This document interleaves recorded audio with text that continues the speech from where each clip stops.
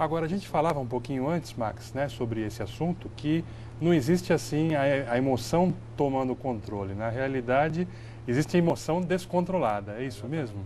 Eu até ia comentar sobre isso quando você fez a pergunta assim, todos nós temos vontade de controlar as nossas emoções. Essa afirmação, às vezes a gente pode até se questionar se realmente é isso. Porque será que todo mundo pensa nisso? Pensa realmente em controlar suas emoções? Queria ter controle sobre isso?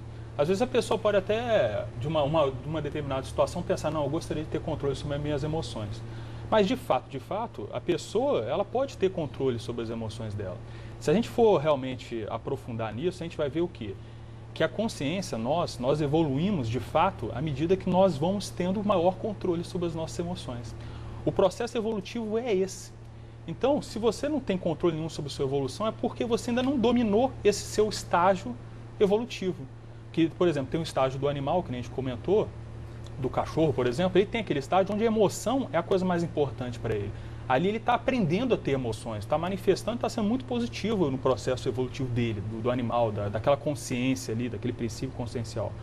Só que chega no nosso nível, aquela emoção, aquilo lá já não pode mais ser o predominante. E em certas circunstâncias ela acaba até atrapalhando a nossa manifestação. Então nós temos que agora justamente ver o quê? Não, tem a emoção, só que nós hoje temos algo acima, mais avançado que a emoção, que é a nossa elaboração mental, a nossa intelectualidade, o nosso raciocínio, o discernimento. Que é justamente como você falou, que nos diferencia dos animais. Diferencia dos animais. Então, nosso momento agora, nesse nosso nível evolutivo, é começar a usar esses atributos, aprender a usar esses atributos e aprendendo a usá-los, a gente vai estar justamente controlando as emoções. Para quê? O que significa? Para que controlar as emoções? Para que a nossa manifestação como um todo, ela seja evolutiva, seja útil para a nossa evolução e para a evolução dos outros. Das outros que a gente fala assim, às vezes da pessoa que está do nosso lado, né, com a qual a gente às vezes se irrita e trata mal a pessoa. Desde essa pequena coisinha até uma emoção que seja aquela emoção mais voltada para o sentimento, do altruísmo, né? Da pessoa que faz assistência para aquelas próprias pessoas que ele nem conhece. Agora, muita gente confunde o controle, o domínio das emoções com a repressão, ou seja, a pessoa reprimir a emoção e aí acaba estourando por outro lado, né? Como que a gente pode ver isso com mais clareza? É um processo de generalização, né? Porque a emoção você não vai extinguir. A gente tem um corpo emocional, tem um psicossoma que a gente faz já carrega parte aí ao longo de vidas. É parte integrante né? do ser humano. É parte integrante dele. Você não vai se livrar da emoção. Né? Você vai ter melhor maturidade diante da emoção ou da manifestação emocional. Tá? Então, a questão é a pessoa ter inteligência de usar a emoção conforme o contexto. Né?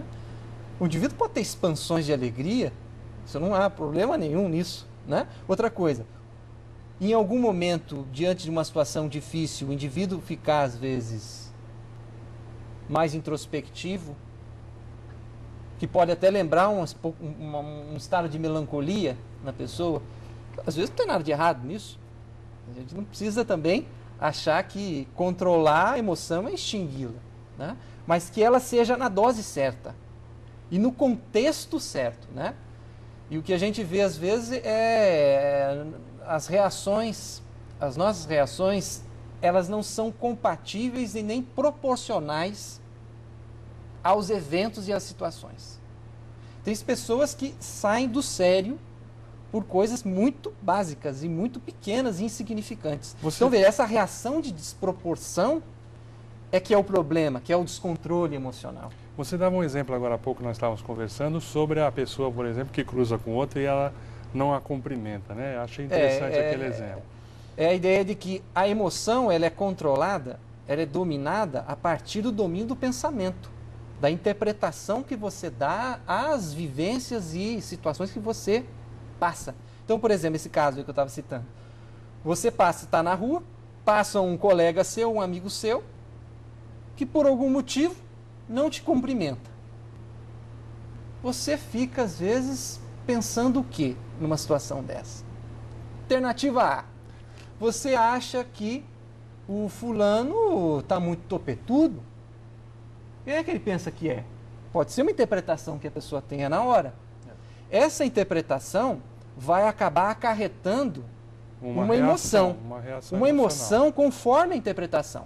Então, quando você se sente indignado, injustiçado diante de determinadas situações, e essa foi a sua interpretação, a emoção que geralmente vai surgir é a emoção da raiva. Né? Agora, nessa mesma situação, o indivíduo podia ter interpretado de outra forma. O sujeito é muito amigo meu, isso não acontece geralmente. Ele deve estar tão absorto nos seus pensamentos que ele não deve ter nem me visto. Passou por mim e não me viu.